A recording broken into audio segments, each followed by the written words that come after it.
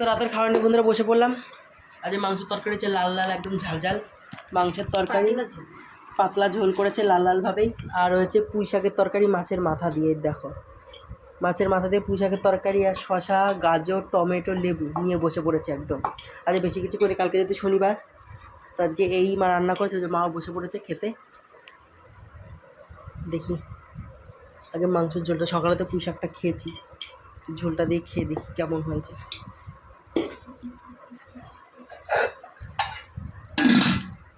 একটু লেবুটাও চিপিয়ে নিয়ে একটু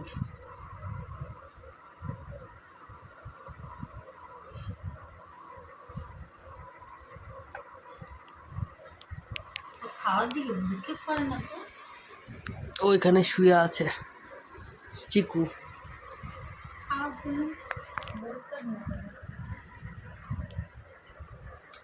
লাগবে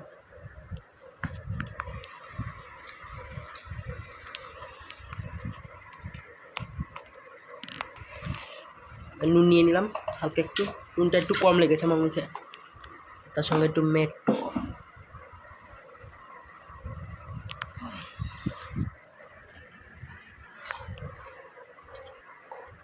তরকারিটা বলতে খুব ভালো হচ্ছে। তো চলো খাওয়া দাওয়া করা যাক। মা মুখে ঢুকিয়ে নিয়েছে ভাত, তো চলো খেয়ে নি তাহলে রাত্রের খাবার।